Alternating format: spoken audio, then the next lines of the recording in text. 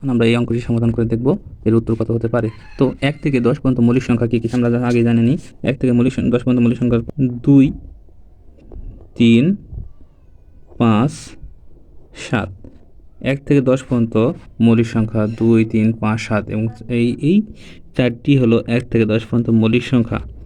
তাহলে 2 গুণন 3, 3 দুগুণ 6, 5 6 30, 30 গুণন 7, 210।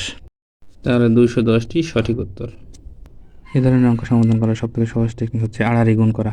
আড়াআড়ি গুণ মানে হচ্ছে 14 গুণন 6, 14 গুণন 6 করলে হয় 84। তারপরে 11 গুণন 8, 11 গুণন 8 করলে হয় 88। এখন 84 এবং 88-র মধ্যে 88 বড়, তাই ক নম্বর অপশন কাটা। আবার 8 দিয়ে 5কে গুণ করতে হবে আড়াআড়িভাবে।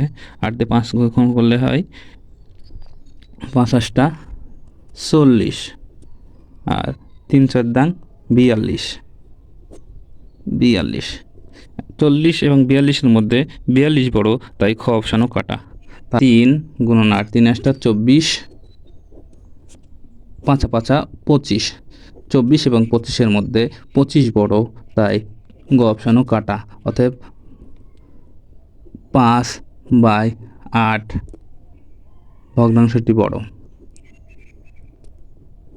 এরকম প্রশ্ন থাকলে অবাক হয়ে যান যে কীভাবে সমাধান করবো বা এটা কোনটা সমাধান হবে। তো বিষয় হচ্ছে অপ্রকৃত কাকে বলে? অপ্রকৃত বলতে যেটার উপরে বড় নিচে ছোটও থাকে সেটাকে অপ্রকৃত বলে। এটা স্বাভাবিক, 1/2 এটা স্বাভাবিক। যখন উপরে ছোট থাকে এবং নিচে বড় থাকে সেটা হলো প্রকৃত। উপরে ছোট থাকে নিচে বড় থাকে সেটা প্রকৃত। উপরে বড় আছে নিচে ছোট আছে, তাহলে এটা অপ্রকৃত। এ ধরনের অঙ্ক অনেক কঠিন হলেও সহজভাবে কীভাবে করা যায় সেই টেকনিকগুলো দেখতে হবে। এখন দুইজন মানে পিতা এবং মাতার বয়সের গড় যদি 40 হয়, তাহলে 40 দুইজনের গড়, অর্থাৎ 40 গুণন 2 = 80। এখন তিনজনের বয়সের গড় 31, তাহলে 31 গুণন 3 = 93। মাতার বয়স পুত্রের বয়সের 3 গুণ হলে পিতার বয়স কত? তাহলে মাতার বয়স পুত্রের বয়সের 3 গুণ হলে 93 বিয়োগ পিতামাতার বয়স বিয়োগ করে দিলে ছেলের বয়স বের হয়। তাহলে পিতামাতার বয়স থেকে মোট বয়স থেকে পিতামাতার বয়স বিয়োগ করে দিলে ছেলের বয়স বের হয় 13 বছর।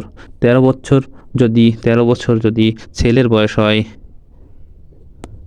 তাহলে মাতার বয়স পুত্রের বয়সের 3 গুণ মানে 3 × 39 গুণন হলো 39।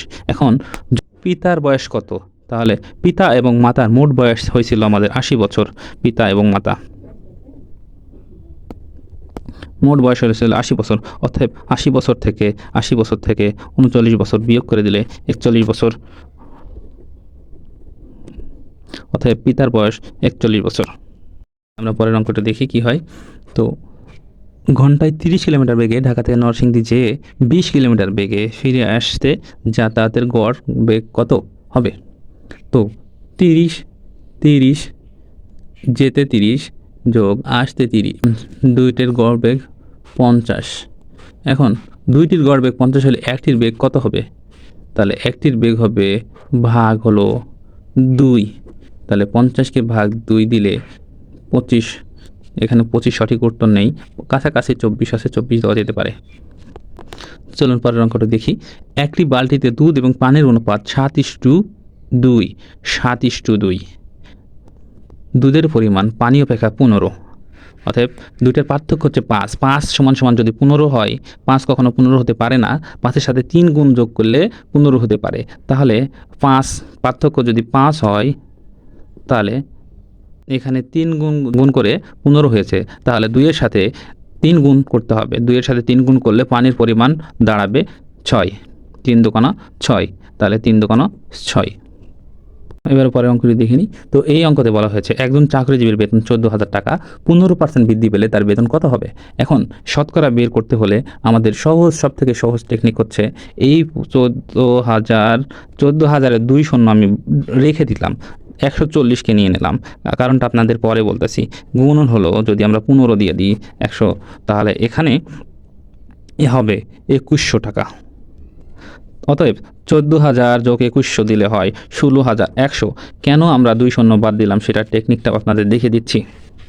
200 এর 2% কত? তাহলে 200 গুণন যদি দিই আমরা, 200 দুগুণ 400 আসে।